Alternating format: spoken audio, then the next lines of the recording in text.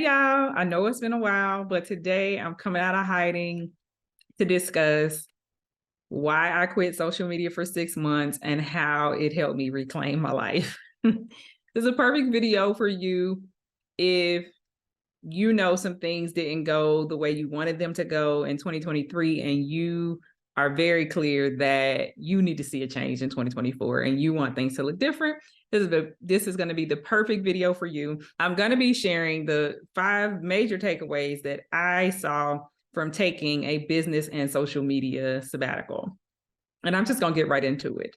So the first thing that I realized during the sabbatical was that the business I built was unsustainable. I could not go on that way. Like, I was building something that it was literally going to be impossible to continue. And if you're new here, just to catch you up a little bit, I spent the last 18 months building a career coaching business, and I was helping professionals in STEM careers navigate landing new roles, advancing their careers, pivoting into new careers, that whole thing, which I love to do.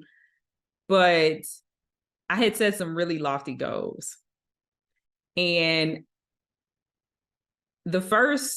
probably the first 9 months, I was kind of, taking things slow and slow-ish and not really rushing. But once I saw like a little bit of success, like people started, supporting my business and I started getting clients and, I started meeting my revenue goals. Then my crazy self, I told myself that I needed to step it up. Like, I need to put my foot all the way on the gas. I need to go in. So the last 9 months, I went crazy. And then I finally, reached my burnout, as all of us will do when you try to do too much too fast.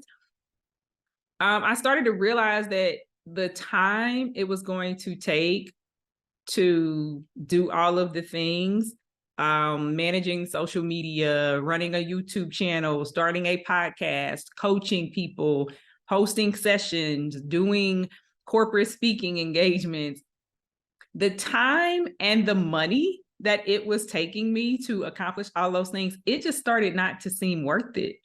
Like, I had a virtual assistant and they were doing so many things for me. I had someone doing my video editing. I had someone doing my podcast editing. Like, I had somebody doing everything. And at the end of the day, it was like, well, what did I actually net out of this business, right? I was spending all the money. I was spending all the money. So, and I'm sure if you're watching this video and you ever try to start a business, you may be familiar with this. Let me know in the comments. At what point did you reach burnout and realize you had to do something different? So that was the main driver behind me knowing that I had to change something for next year. The business was simply unsustainable. And that kind of led me to my second point. So I was burnt out. Life was lifing on top of the business doing, being its own issue. Life was lifing. And so I was trying to figure out what to do next.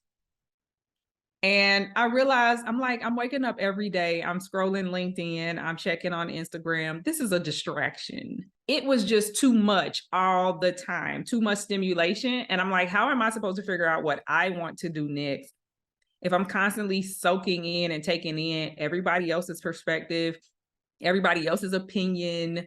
Like, there are millions of people giving their opinions on social media. And I realized that if I really wanted to sort through my own thoughts and my own feelings, and I wanted to change, the direction that things were going for me in the next year, that I really needed to focus on what was going to work for me, what I wanted, and I need to tune everybody else out. So that's what really started my disappearance from social media. I went from posting on LinkedIn every single day to nothing, ghost town. And it was funny because people started sending me DMs, and like on LinkedIn, you can see when people are checking your profile. I could see that people were like, where is she, right? Even if they didn't say it, I'm like, they're checking my profile because they haven't seen any content and they're like, where are you? And so that kind of brings me to my next point of when I took the time to get still, I was able to see some things very clearly and really start to think through. And so the first area that I want to think through was my sources of income. At the time, I had two sources of income. I had my real estate business that I had been running for about 4.5 years. And then I now have this coaching business that I started for about 18 months. Another huge driver was the fact that my real estate business that had been going very well. I own rental real estate. I have over 100 tenants, started a property management firm. So it's a whole operation on its own. It's a full-time job. About 18% of our tenants, we ended up evicting them in 2023. What I discovered was that we bought a lot of properties in the beginning. And then like during COVID, we kind of just coasted a little bit. And so what we didn't realize is that a lot of the tenants that we had inherited, they were actually floating their lifestyles with COVID relief funds and, all of the government assistance. And then in 2023, when the water faucet shut off, people were really struggling to pay their bills.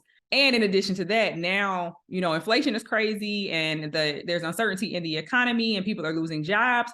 So long story short, 18% of our tenants, we either, they either voluntarily moved out or we evicted them. And at the time, that was my main source of income. And so once there's a dip in your main source of income, you got to figure some things out. You got to get clear. And so when I kind of sat back and put the pieces of the puzzle together, I'm like, I got very clear on the fact that I needed to go back to corporate America. Because we put out 18% of our tenants, now we needed the capital to renovate units, to, float mortgages until things were stable again. And so I had this huge bill sitting in front of me. And it's like, I used to preach to my clients all the time that like, if you need money, go to corporate, like, period. If you need money, go to corporate. So I took my own advice and I'm like, I have to go back to corporate. I need to go make a large sum of money, consistent money, regular money, while I work on these other two sources of income that I have. And so some of the thoughts I had, of course, it was like, will going back to work slow me down? Of course, that's imposter syndrome. It's just like, how will people look at, what will people think, essentially? What will people think about me going back to work? Does it mean my business is a failure? Et cetera, et cetera. I ended up, of course, couldn't care about that. That was more or less story. Can't care what other people think or feel. It doesn't, pay your bills. My mom used to always say that, like, it doesn't matter what so-and-so has to say about me. They're not paying my bills. So I always kind of move forward that. And then the other question I asked myself was, why am I trying to move so fast, right? Like, where am I going? Why am I trying to get wherever I'm trying to get to? Why am I trying to get there so fast? Why am I in a hurry? Why am I rushing? And I mean, when I think about it, that's a lack mindset, because that was me telling myself that I don't have enough time, that what is mine will not wait for me. Things like that. That's a lack mindset. And I really live a life of abundance, and I live from an abundant mindset. So slowing down has to be okay, and that kind of led me to, my next point. My fourth point is that my direction is more important than my speed. So I started to focus on the direction of where I wanted things to go. And then how can I take consistent small steps to get there? And that is a complete 180 shift from what I was doing previously. I am a Sagittarius. I believe in fast, not now, but right now. And life has continued to show me that I need to slow down, that it is worth slowing down for. So I really took that in, received that message that if I wasn't trying to grow the coaching business so fast, maybe it would have been more enjoyable. Maybe I wouldn't have burned out. And then when I decided to go back to corporate, it's like, okay, now I have another source of income. It relieves the pressure of needing to move at the speed of lightning. So those are, some things that kind of led me to slowing down and even aided in my, break from social media, because everybody on social media is telling you to get there as fast as humanly possible. Everybody's giving you a hack. Everybody's teaching you a tip to get there faster. And so I needed to not be in that energy. And so and now at this point, it was probably a few months ago, I was like, okay, I'm clear on what happened. I'm clear on how I got here. But what do I want to do about it? So I actually took the time away from social media, found a job myself. And I said I was going to vlog that whole experience, because being a career coach and then trying to use, the strategies and everything that I had been teaching for myself, it was interesting just to be on the other side. So I started thinking about, my clients, my past clients. What were they struggling with? What were they successful with? And, I reviewed a lot of the things, a lot of the pain points and the problems that people would state when they would initially come to me. And when I think back to all of those coaching sessions and where it ended up going, is the root cause, the root cause of most of the struggle for people in corporate America who are looking for new jobs, who are trying to advance their careers, who are trying to get a raise. The root cause is confidence, period.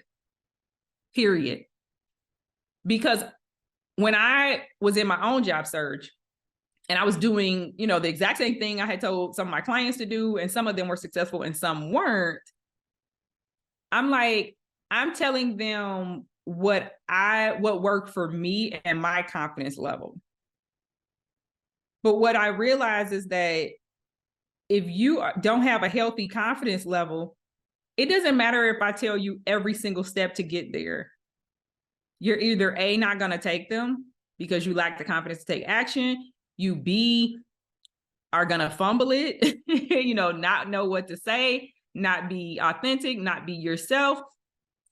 And so I kind of started to feel like I'm spending so much time telling people, giving them, the cheat code, telling them exactly what to do. But I realized that it was useless sometimes if the person didn't have the healthy confidence level required to actually succeed.